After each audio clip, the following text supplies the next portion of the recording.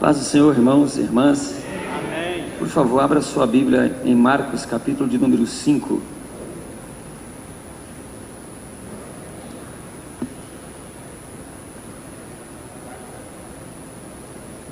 Queria fazer uma leitura com vocês nesse texto. Nós que trabalhamos na obra,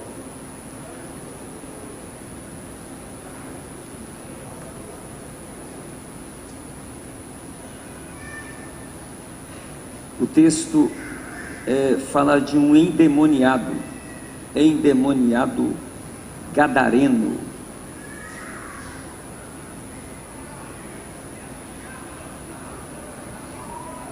Leiamos Marcos 5, de 1 ao 20. E chegando a outra banda do mar, a província dos Gadarenos, e saindo ele do barco, e saiu logo ao seu encontro dos sepulcros um homem com espírito imundo, o qual tinha sua morada nos sepulcros, e nem ainda com cadeias o podia alguém prender, porque tendo sido muitas vezes preso com grilhões e cadeias, as cadeias foram por ele feitas em pedaços e os grilhões em migalhas, e ninguém o podia amansar, e andava sempre de dia e de noite, clamando pelos montes e pelos sepulcros, e ferindo-se com pedras. E quando viu Jesus ao longe, correu e adorou, e clamando com grande voz, disse: que tenho eu contigo, Jesus, Filho do Deus Altíssimo? Conjuro-te por Deus que não me atormentes. Porque Jesus estava dizendo para ele: sai dele, espírito imundo. E perguntou-lhe: qual é o teu nome? E ele respondeu dizendo: Legião é o meu nome, porque somos muitos. E rogava-lhe muito que os não enviasse para fora daquela província. E andava ali pastando no monte uma grande manada de porcos, e todos aqueles demônios lhe rogaram dizendo: manda-nos para aqueles porcos, para que entremos neles. E Jesus logo lhe permitiu, e saindo aqueles espíritos imundos, entraram nos porcos, e a manada se precipitou por um despenhadeiro no mar, mais ou menos 2.000 porcos, e afogaram-se no mar. E os que apacentavam os porcos fugiram e o anunciaram na cidade e nos campos. E saíram muitos a ver o que era aquilo que tinha acontecido, e foram ter com Jesus, e viram endemoniado, o que tivera a legião, assentado, vestido e em perfeito juízo, e temeram. E os que aquilo tinham visto contaram-lhes o que acontecera ao endemoniado, e também o que tinha acontecido, ou acontecera acerca dos porcos. E começaram a rogar-lhe que saísse dos seus termos. E entrando ele no barco, rogava-lhe o que fora endemoniado, que o deixasse estar com ele. Jesus, porém, não lhe permitiu, mas disse: vai para a tua casa, ou volta para os teus, e anuncia-lhes quão grandes coisas o Senhor te fez, e como teve misericórdia de ti. E ele foi e começou a anunciar em Decápolis quão grandes coisas Jesus lhe fizera, e todos se maravilhavam. Amém. Nós vamos orar no final. Se assente, por favor.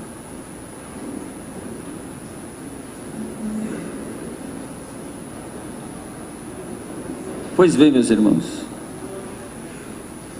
esse texto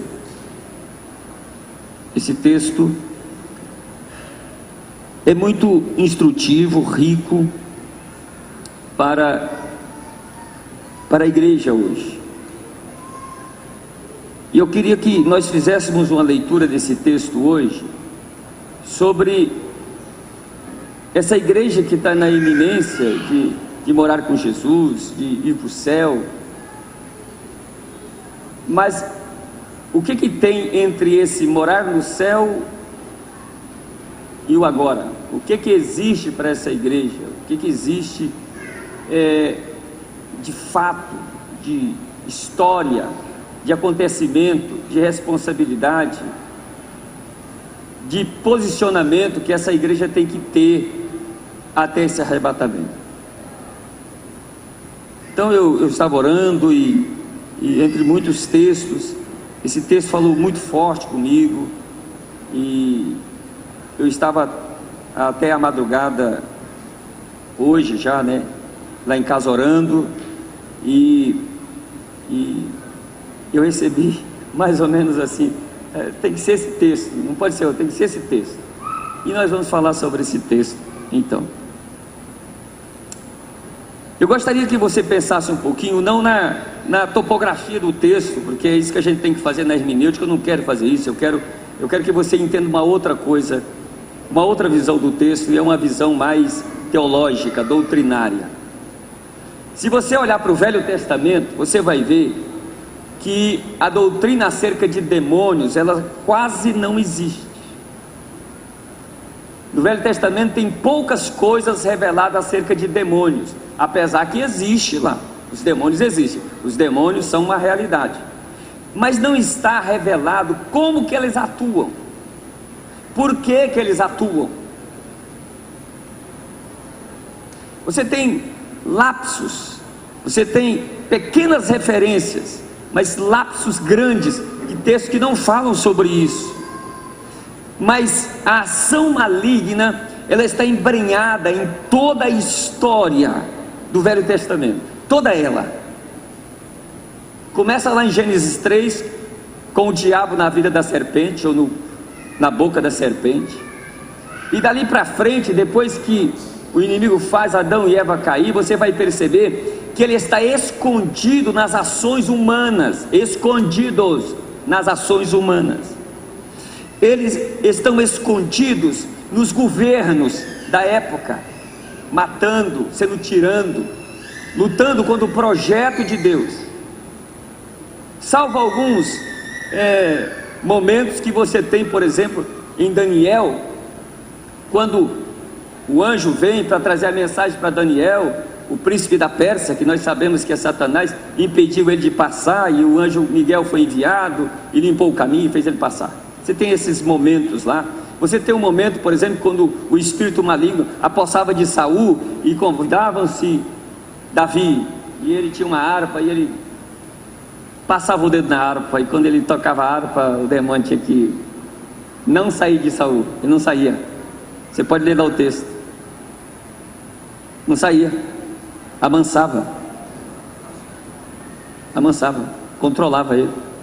Diga assim: o poder de Deus, a unção de Deus controla as ações demoníacas. Entendeu a diferença? Não saía, mas acalmava, amansava. De vezes por outro, o demônio manifestava de novo em Saul. Davi tacava o dedo nas cordas da harpa e o bicho amansava de novo. Diga assim: eu preciso de uma harpa. Amém? Alguns precisam de cajado, queixada de jumento, uma vara. Alguns precisam de punhado de farinha, um pouquinho de azeite. Davi precisava de uma harpa. Nós precisamos de alguma coisa de Deus que diferencie o nosso ministério em cima dessa terra. Tem que ter alguma coisa diferente na nossa vida. Precisa ver. Precisa. E isso é espiritual, gente. Você só vai romper no seu ministério se tiver esse algo espiritual na sua vida. Você só vai romper aonde você está trabalhando se você tiver esse algo espiritual na sua vida. Se você não tiver, você não rompe lá na sua igreja. Você não rompe na sua família, você não rompe na sua vida ministerial pessoal, porque ele não brinca, os demônios não brincam. Pense um pouquinho, gente. Ele enfrentou Jesus e ele impediu Gabriel de passar por 21 dias. O bicho é forte. O Paulão um dia estava indo para uma região, possivelmente da Macedônia, e um demônio atravessou na frente dele e deixou ele passar. Só respeita, o demônio só respeita uma pessoa se tiver nele alguma coisa lá de cima. Tem que ter isso. E não é apenas a chamada, tem que ter esse negócio espiritual. Se tiver esse negócio, passa o dedo na harpa e ele amansa. Deu para entender, gente? Amém? Segura aí, que eu vou falar para vocês. Hoje é tudo espiritual. Se você tiver ouvido sensível, você vai captar a mensagem. E é o que nós precisamos. Como nós estamos na nossa terra, no nosso terreiro, é o que o Ministério de Anápolis precisa, para romper cada vez mais, para invadir os recônditos do diabo e libertar as vidas das garras de Satanás e levá-las conosco para o céu. Isso não é brincadeira. Essa semana eu estava lá em casa, deitado no meu quarto, e o Senhor me mostrou dentro do quarto da minha filha. Preste atenção nisso. Dentro do quarto da minha filha, me mostrou um camarada alto, forte. Ele veio e agachou-se ao lado da cama da minha filha e ficou balbuciando no ouvido da minha filha. Ela deitada, dormindo, e ele agachado, falando no ouvido da minha filha. Eu pulei da cama. Isso tudo é Deus me mostrando, irmãos. Pulei da cama. Eu não sei, lá em casa tinha, eu não sabia que lá em casa tinha um cabo de machado, novinho. Não tinha machado não, só o cabo. Peguei no cabo de machado e falei: eu vou te ajeitar, camarada. Levei, mirei e mandei. Pá, puf, caiu. Arrastei ele. E quando eu arrastei ele para fora, ele virou uma cobra. Eu falei: cobra tem que cortar a cabeça. Eu não sabia também. Lá em casa tinha uma alavanca. Você sabe o que é alavanca, gente? Alguns falam alavanca, é alavanca. E eu tinha uma alavanca, eu não sabia. Eu olhei a alavanca, eu falei: aqui. Botei a bicha debaixo dos pés lá, estirei a bicha, peguei a alavanca e tá, cortei a cabeça. Essa semana aconteceu um problema no colégio onde a minha filha estuda. Um camarada, uma menina, pegou o número da minha filha, o número do telefone da minha filha, de mais umas 5 crianças, adolescentes, que ainda nem teve menarca. Enviou para um camarada de um outro lugar. E ele começou a mandar mensagem para o telefone delas, aliciando elas, uma pedofilia. E foi descoberto. Como ela estuda no colégio militar, a polícia está em cima e vão pegar ele. Quem está por trás não é uma criança, quem está por trás é um adulto. É um adulto tentando aliciar. Lá dentro do colégio tem uma pessoa que é o intermediário dela. Mas eu vi essa semana o camarada ajoelhado no pé da cama dela, balbuciando no ouvido dela. O que se fala no ouvido? Não é telefone? Você tem que entender com quem que você está lutando.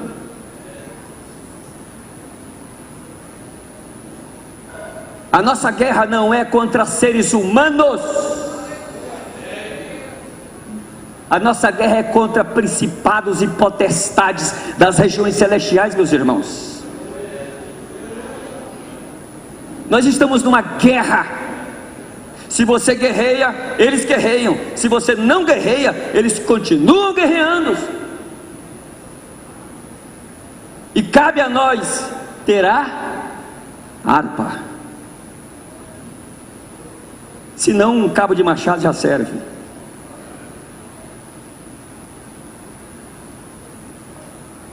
Se você entender o mundo espiritual desse jeito, eu vou ficar satisfeito. Não brinca não. Você só vai romper no seu ministério, na sua família. Você só vai romper na sua casa. Você só vai romper a igreja, ou fazer a igreja romper, se você tiver esse negócio espiritual. Se você fizer com a sua força, com a sua sabedoria, ele te cerca, ele te barra, ele não deixa você ir. Sabedoria humana é importante, estudo é importante, mas isso não expulsa Satanás. O que expulsa Satanás é a unção que está sobre você.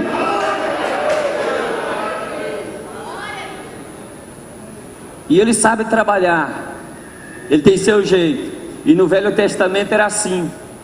Ele não estava revelado, estava escondido, trabalhando lá em Faraó, trabalhando nas nações, querendo acabar com a nação de Israel, na idolatria, nas mortandades, no oferecimento das pessoas ao deus Moloque. Ele estava presente, ele não brincava não. Mas quando Jesus chega, muda tudo. Preste atenção, ele está no Velho Testamento, deitando e rolando, ninguém dá conta dele, nenhum ser humano, exceto em alguns eventos como os dedos de Davi na harpa, exceto. Mas quando Jesus chega, ele está deitando e rolando, ele é espírito. Jesus chega, e aí Jesus fala assim: agora o Deus deste mundo vai ser expulso. Ele fala desse jeito: o mundo jaz no maligno, o príncipe deste mundo está deitando e rolando, mas a partir de agora mudou tudo. O capítulo de número 12, verso 28 de Mateus, Jesus fala assim, porque está uma controvérsia lá, dizendo que Jesus expulsou os demônios por Beelzebu. Beelzebu é príncipe das moscas, ou príncipe dos deuses, ou príncipe dos demônios. Jesus fala assim: eu não estou expulsando os demônios porque eu sou demônio. E ele vai dizer no verso 28 de Mateus 12, ele diz assim: se eu expulso os demônios pelo Espírito de Deus, preste atenção nisso, se eu expulso os demônios pelo Espírito de Deus, é consequentemente chegado a vós o reino dos céus. O que ele quer dizer? Ele quer dizer: a partir de mim, o Espírito Santo chegou na terra. Peraí, pastor João, mas ele não estava no Velho Testamento? Estava, ele vinha sobre, mas o problema não é isso, a grande novidade não é isso, porque no Velho Testamento ele vinha sobre, atuava e saía.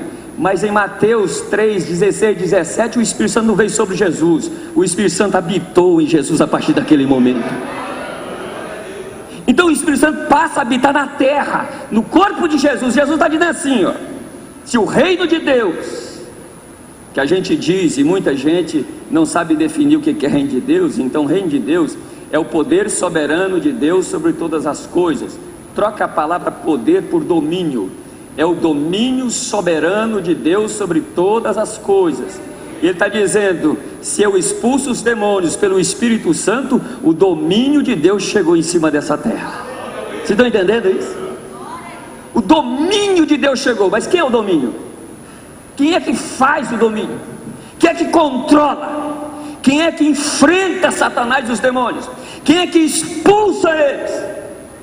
Jesus está dizendo: é o Espírito Santo. Os demônios são espírito, e Deus mandou o Espírito Santo, ele habita em Jesus. Preste atenção, Jesus morre, ressuscita e envia o Espírito, e o Espírito habita na igreja. Quem é que enfrenta a força diabólica nesse mundo? Não é você. Quem enfrenta, quem faz fronte à ação demoníaca é o Espírito Santo, ou é a unção que habita em você.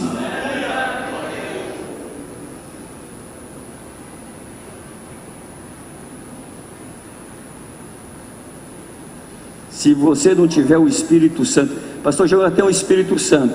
Tem, então vou trocar. Se o Espírito Santo não manifestar em você o poder dele, você é um alvo fácil de Satanás. Você não vai vencer suas guerras espirituais sem o poder do Espírito Santo da sua vida. Você tem que entender isso. Orar, jejuar, ler Bíblia, vida cristã, tem que fazer, mas nós temos que ter essa coisa diferente na nossa vida, meu irmão. Eu preciso, você precisa. Eu tenho que cantar, não é cantar a partir de mim. Eu tenho que abrir a boca, e quando eu abrir a boca, o Espírito Santo tem que pegar o meu louvor e transformar o meu louvor em uma arma que liberta, que cura, que traz alegria, que traz satisfação, que limpa. Eu tenho que pregar, e a minha palavra não tem que ser minha, a minha palavra tem que ser a espada do Espírito. Ele tem que pegar a palavra traduzida da minha boca e aplicar na sua vida como uma espada de corta para lá e corta para cá, que te limpa, que arranca tudo aquilo que é mundano, que é de Satanás. E ao mesmo tempo aqueles que estão escravizados pelo pecado, amarrados por Satanás nessa vida, essa espada é poderosa para cortar a corrente, quebrar as algemas e colocar em liberdade. Tem que entender isso. Nós precisamos disso. O grande sucesso da vida de Jesus, do ministério de Jesus, é o Espírito Santo. Os apóstolos receberam o Espírito Santo. O grande sucesso foi o Espírito Santo. Atos dos Apóstolos não é Atos dos Apóstolos, é Atos do Espírito Santo. Tudo é o Espírito Santo. Se Paulo não recebe a unção do Espírito Santo na vida dele, nada feito. Tem que entender isso. É o Espírito Santo que fortalece a gente, que renova a gente, que alegra a gente, que revela a gente, que potencializa o ministério de Deus na nossa vida. É o Espírito Santo que faz a gente ir para a esquerda, para a direita, andar para frente, ficar parado. É Ele. Se você subir num púlpito para cantar, para pregar ou para ensinar, sem o Espírito Santo não sobe, fica embaixo.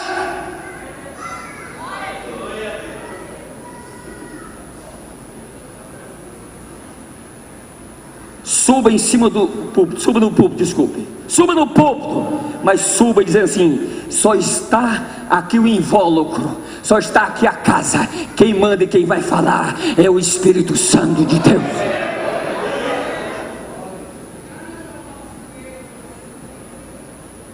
É Ele que revela o que está acontecendo com seus filhos, com a sua família. O diabo fazendo por trás, ninguém enxerga. Mas se o Espírito Santo estiver na sua vida atuando, Ele mostra para você o perigo que todo mundo está correndo e o caminho para você saber lidar com a situação. Vocês estão entendendo, amém? Essa água é para beber? Qual delas eu posso beber? Qualquer uma. Está santificada? Tá bom, aleluia. Abençoa, Jesus. Estão entendendo, gente? Amém? Então agora no Novo Testamento é diferente. O Espírito Santo chega, está na vida de Jesus.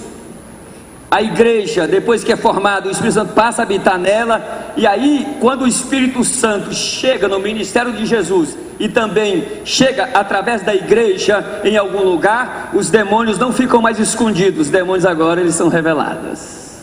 Aí eles se manifestam. Você lembra da Assembleia de Deus de primeiro, quando a gente ia para o culto, todo mundo jejum, oração, o negócio estava forte, a gente começava a cantar ainda harpa, irmão. Pessoas que tinham problema espiritual, o que acontecia? Pá, pá, pá. Igual o demônio hoje chega na igreja, assenta no culto, canta, talvez toca, ouve a mensagem, ainda elogia o pregador e sai da igreja do mesmo jeito.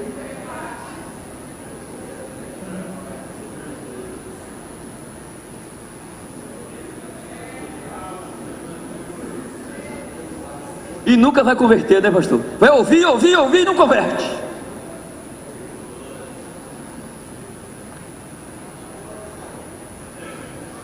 Nós precisamos da harpa.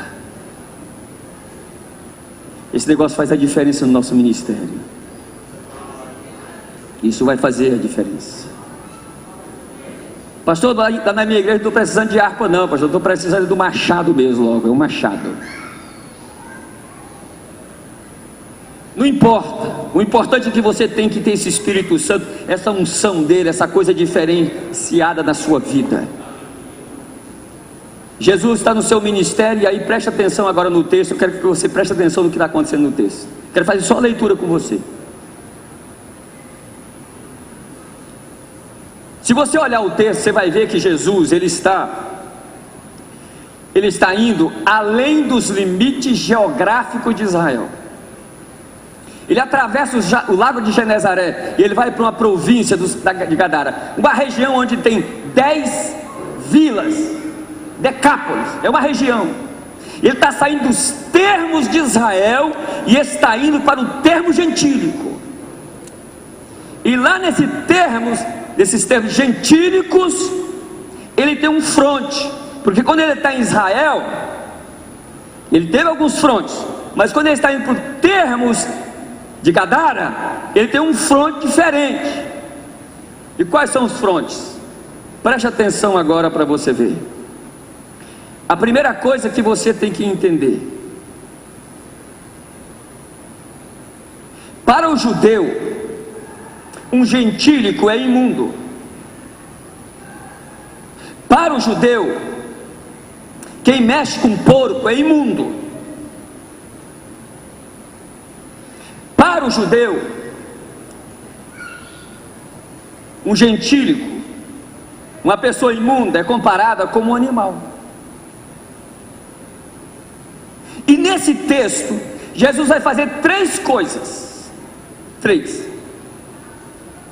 Esse camarada aqui vive num sepulcro, ele é gentílico, e Jesus encontra-se com ele, porque o texto diz, no capítulo de número 5 aí, no verso 8, que ele é um espírito imundo, e judeu não tem contato com esse povo. Jesus quebra a barreira geográfica, e agora quebra a barreira étnica. Ele deixa aquele ser humano ter contato com ele, e ele tem contato com aquele ser humano, mas ele é imundo. Para judeu isso é horrível, mas Jesus tem contato com o imundo, e quando o imundo tem contato com o que é santo, o santo tem poder para santificar o imundo e transformar ele. Aqui tem uma ideia para nós. Nós temos medo de trabalhar lá no supermercado. Tem muita gente que fica fazendo para as pessoas, para os crentes, fala assim: você não vai para aquele lugar, você não vai trabalhar naquele lugar, você tem que tomar cuidado com aquele lugar. Gente, a Bíblia não trabalha com essa ideia. Eu não posso fugir do mundo para me ser santo. Eu sou santo porque eu fujo do mundo? Não! Eu sou santo já, e eu estou lutando para mim não perder a santidade. Eu não deixo de ir em algum lugar para ser santo. Eu não vou naquele lugar porque eu sou santo já. Outra coisa, nós somos sal e luz do mundo. Aonde é que nós temos que viver a santidade? É dentro da igreja, ou é lá na boate, ou é lá na política, ou é lá no mercado, ou é lá na rua? O problema é que tem crente que ele não pode trabalhar lá no supermercado, porque lá ele rouba a pinga e bebe. Lá os colegas vão pagar andar, ele vai também. Desculpa eu falar isso aqui, mas nós estamos produzindo uma crentalhada fraca, pobre, frágil, infantilizado. Crente que não ora mais, não jejuma mais, não lê Bíblia mais. Eles trocaram a Bíblia pelo o celular. A Bíblia agora para eles é no celular. De primeiro a gente fazia campanha, a gente não fazia plano de saúde, a gente fazia campanha, porque os doentes da igreja Jesus curava todos. Eu não tenho nada contra fazer plano de saúde, fica tranquilo aí. A onda da doença acabou. De primeiro a gente ia para a igreja para chorar. A gente vai à igreja agora fazer o quê?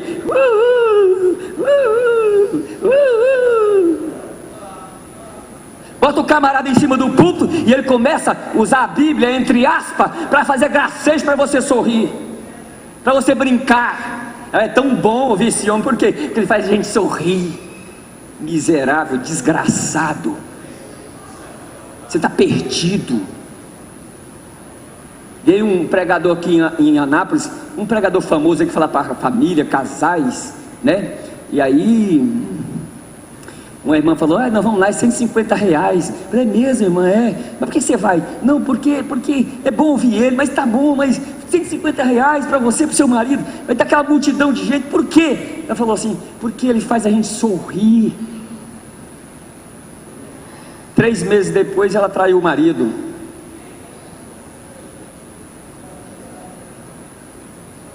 Meus pastores estão aqui, e eu não gosto de falar nada longe deles, eu gosto de falar quando eles estão perto, para ninguém inventar que eu falei coisa fora deles.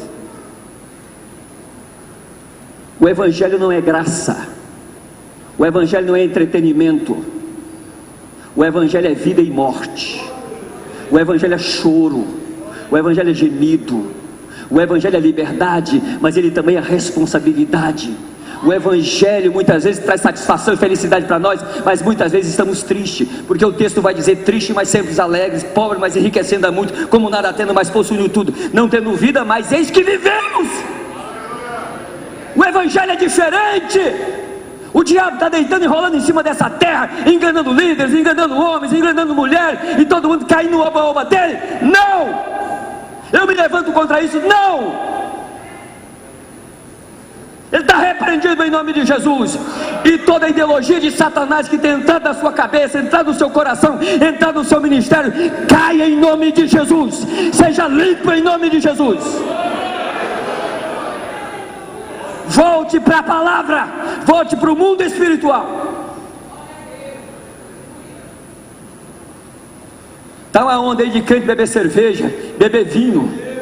Vai plantar abóbora no quintal do outro, no meu não, camarada.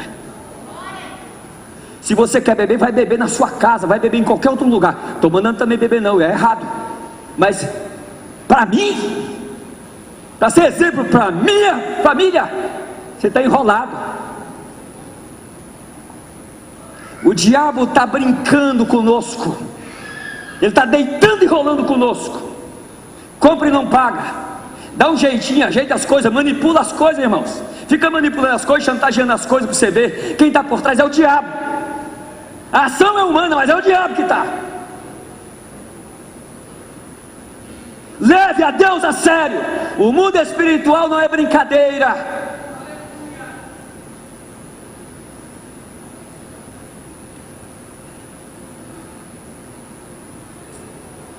Jesus é santo, e ele tem contato com o imundo. Crente de verdade é confrontado todos os dias com o pecado, com as coisas imundas, mas ele não se contamina. Quem toca nele é influenciado pela santidade e vida que ele tem. Anote isso aí, anote isso aí. A igreja precisa de referenciais.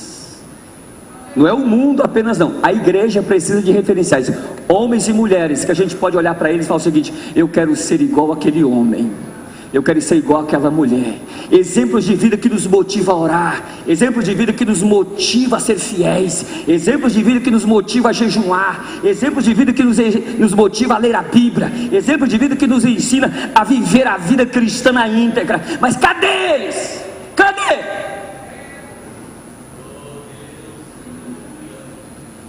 As pessoas olham para você e têm desejo de morar no céu, porque você vai morar no céu.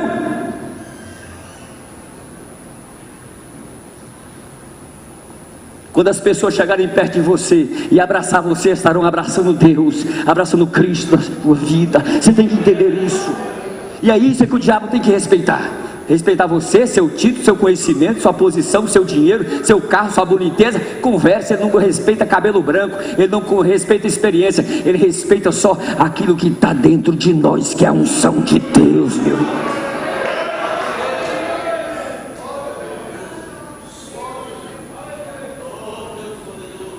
O que tem mais nesse texto? Jesus tem contato com o homem imundo, mas quando passa o texto, ele vai ter contato com mais duas situações. Depois, a mulher do fluxo de sangue. Tocar numa mulher com fluxo de sangue, a mulher estava o quê? Imunda. Ninguém podia tocar nela e ela não podia tocar em ninguém. A mulher vai lá e faz o quê? Ela vai lá e faz o quê? E toca em... E quando toca em Jesus, Jesus ficou contaminado, né? É? A santidade de Jesus contaminou a mulher. Deu para entender isso, gente? Continue no texto, você vai ver que tem uma menina morta.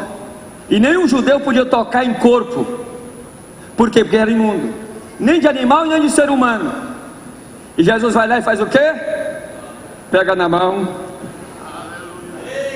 Pegou na mão. E diante daquele que é santo, a vida tem que voltar, a morte tem que ir embora. A Bíblia diz que a menina voltou à vida, a morte foi embora daquele corpo, porque existe santidade em Jesus.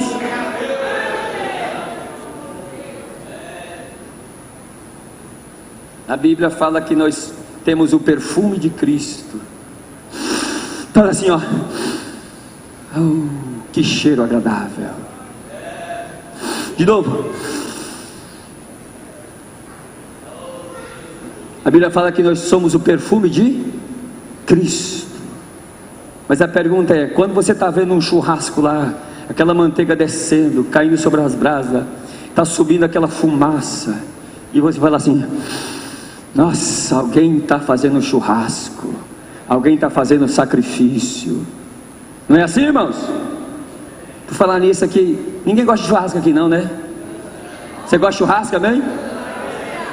Não é assim? Tem alguém fazendo churrasco por aí, fazendo um sacrifício por aí, não é?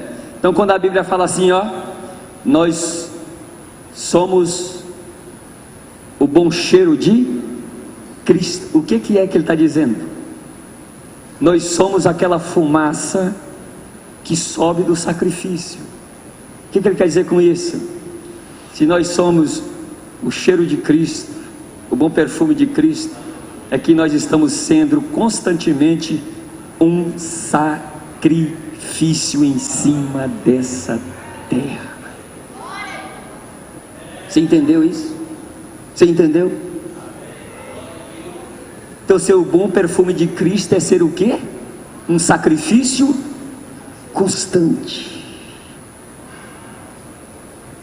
Olha para o seu irmão, para a sua irmã e diga assim, ó. Diga assim, ó. Se é um sacrifício cheiroso.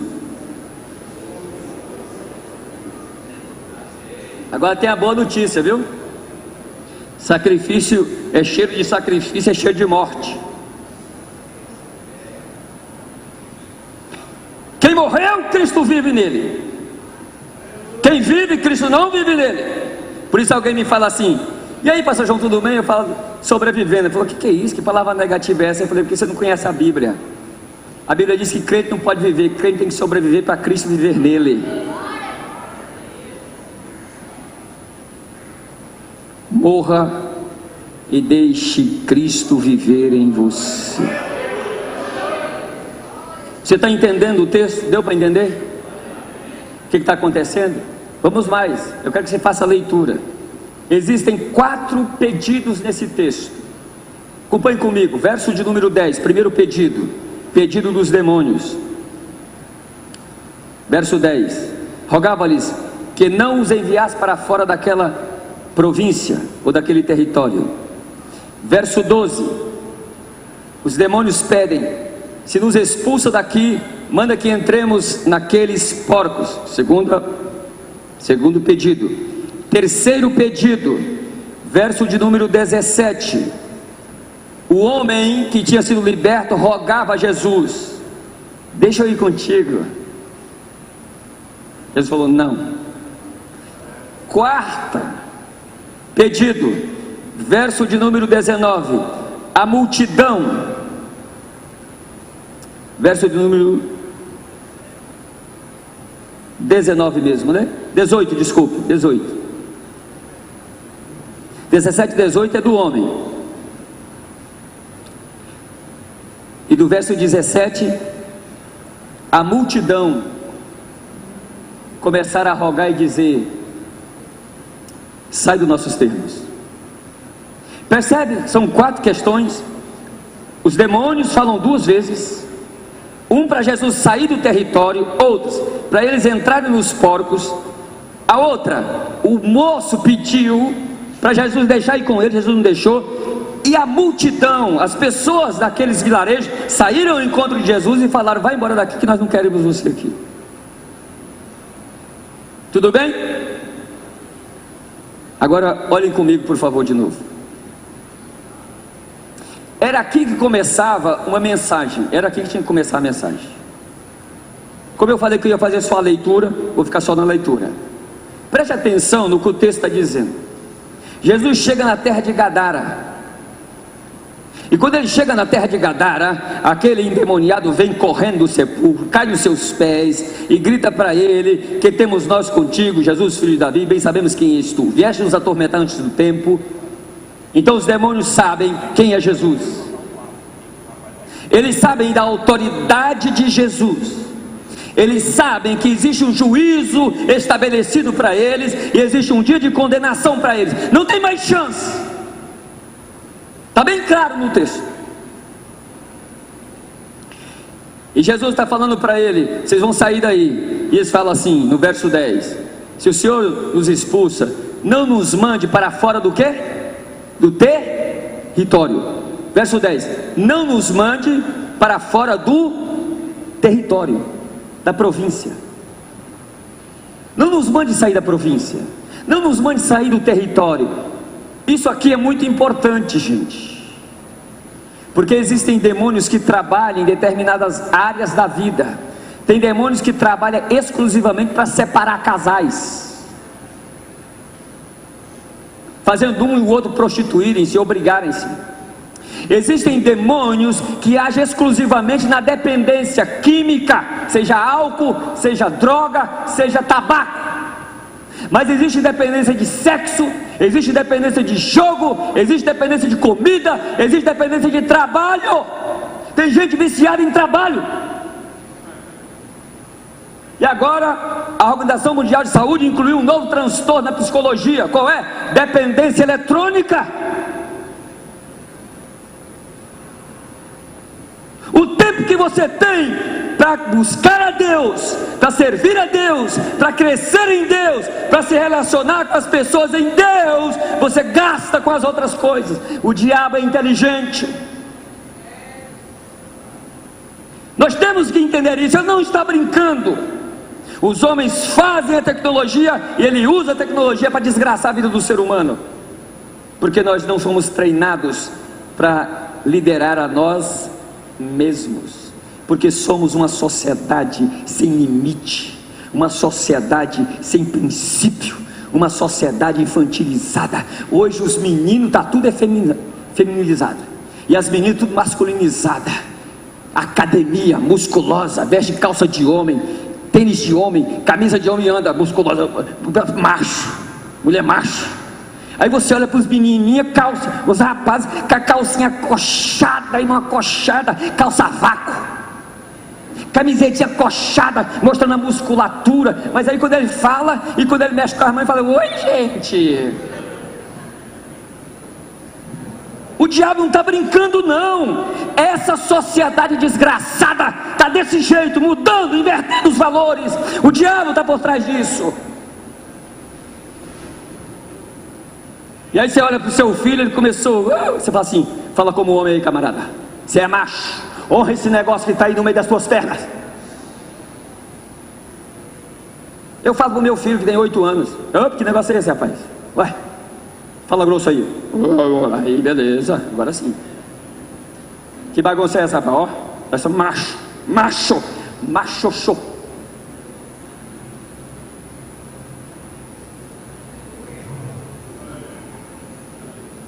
Tem que tomar cuidado, meus irmãos. Segurei agora. Segurei. Você nunca viu isso no texto, você vai ver agora. Preste atenção. O que aconteceu antes de Jesus chegar aqui em Gadara? Olha para você ver aí no capítulo 4, verso de número 35. O que aconteceu? Uma tempestade. Jesus está indo para onde? Para Gadara. O que tem em Gadara? Um homem acorrentado por Satanás, uma legião, possivelmente 6.000 demônios. Eles moravam lá, sim ou não? Sim ou não? Me ajudem aí, sim ou não? Eles moravam lá. Jesus está indo para Gadara e surge um vendaval, surge umas ondas, um descontrole geofísico, e o barquinho vai sendo jogado de um lado para o outro e eles vão perecer. E eu descubro uma coisa no texto. Jesus fala assim, duas coisas. Ele fala para o vento e ele fala, verso 39, e ele fala para o mar. Ele fala para o vento dizendo o seguinte: repreendeu o vento. E para o mar ele falou o quê? Não, tem outra palavra. Cala-te. Para o mar ele falou cala-te. A palavra no original significa amordaça-te. E essa ideia de amordaçar significa pegar um animal bravio, controlar ele, domar ele e amarrar ele. A ideia é essa.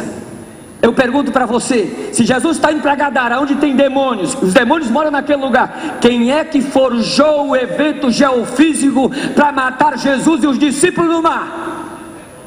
Os demônios, porque eles não queriam deixar Jesus chegar em Gadara. A palavra, quando diz isso aqui, Jesus sabia disso, por isso que ele fala para o vento: aquieta-te, vento. Mas por mais ele fala: cala-te, cala-te, amordaça-te, seja dominado pelo meu poder, pela minha unção, pela minha autoridade, pelo meu nome, eu te repreendo.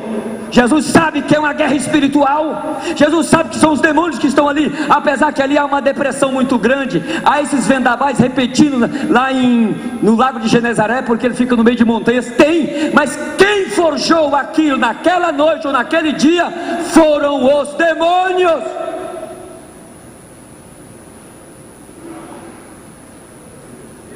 Qual é o segredo para a nossa vitória, irmão?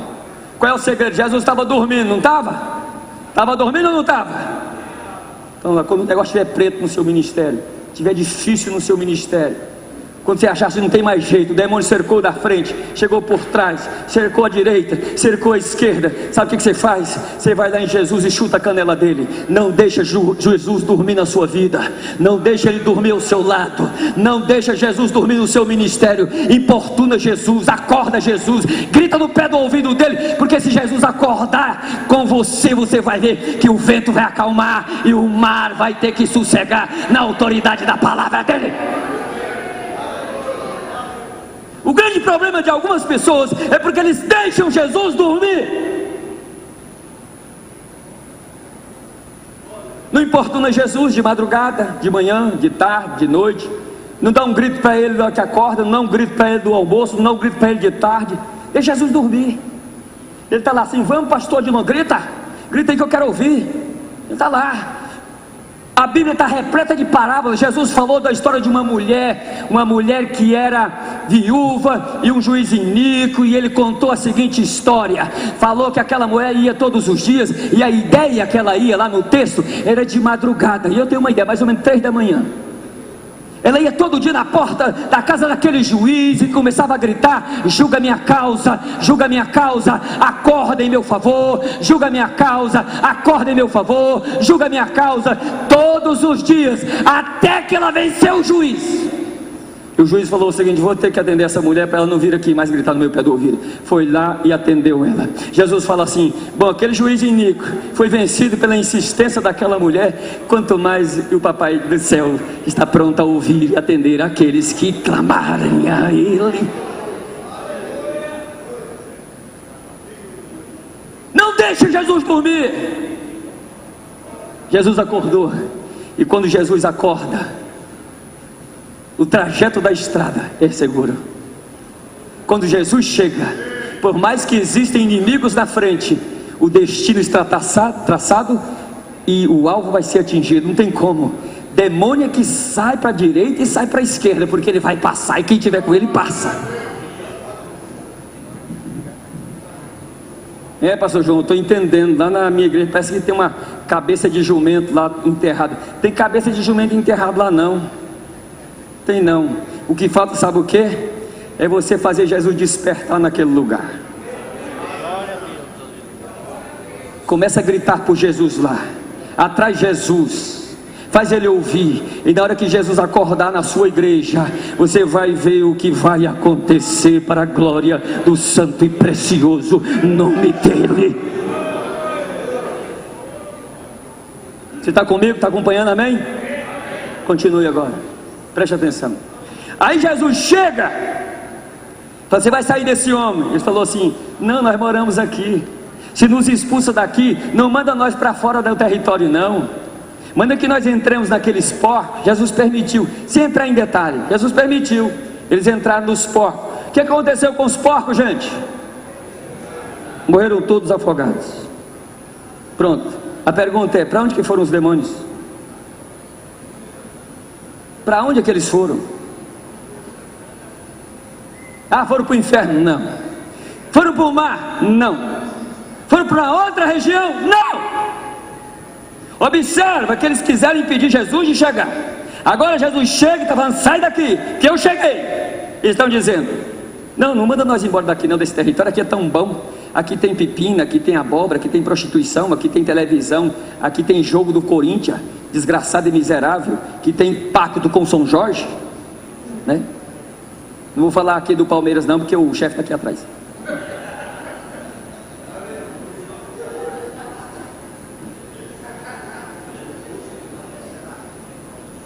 O justo florescerá como Palmeiras, diz o pastor.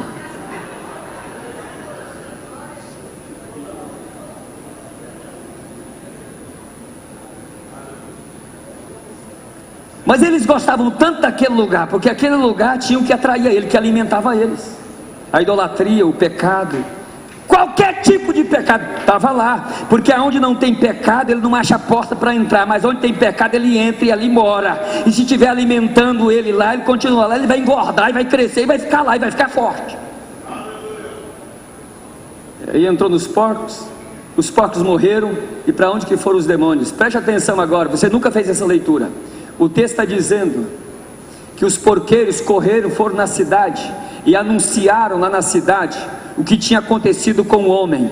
E quando eles saem, a multidão sai, no verso de número 15, e foram ter com Jesus, viram o endemoniado que tivera legião assentado, vestido em perfeito juízo, e temeram. E os que aquilo tinham visto contaram-lhes o que acontecera ao endemoniado e aconteceu aos porcos. Observa que contaram o que aconteceu com o endemoniado e aconteceu com os porcos, as duas coisas, mas eles focaram onde? Foi no homem liberto ou foi nos porcos? Nos porcos. Observe agora o que vai acontecer. Nós estamos no verso de número 16 agora, verso 17 agora. E começaram a rogar-lhe que saísse de onde? Do seu território, do seu território. Preste atenção agora, olha o caminho do diabo. Queria impedir Jesus de ele chegar na terra. Jesus chega, Jesus fala: sai do homem, manda nós entrarmos ali naqueles porcos, tira nós do território. Não, entrar nos porcos, os porcos morreram. Os demônios saíram e entraram em quem, irmãos? Lá nas pessoas da cidade. E as pessoas da cidade vieram ao encontro de Jesus e falou o seguinte: vai embora daqui, nós não queremos o senhor aqui não. Jesus é obediente? Foi. Deu para entender? Quem é que não queria que Jesus estivesse ali? Os demônios.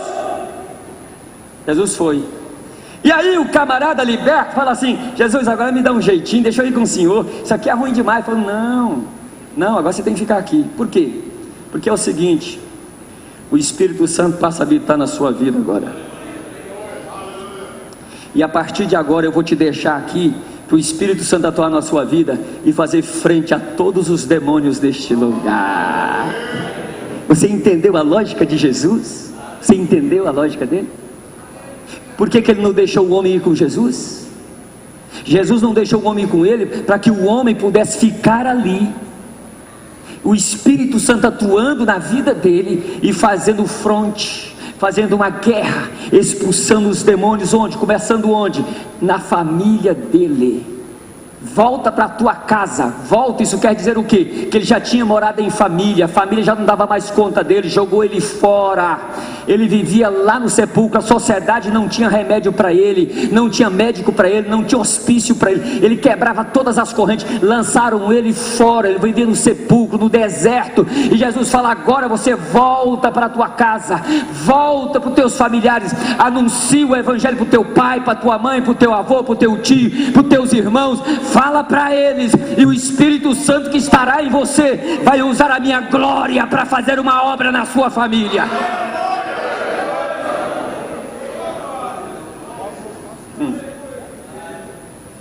E ele voltou e começou a anunciar Jesus. Você entendeu, amém? Fique em pé, por favor. Eu falei que era só uma leitura. Você entendeu o texto?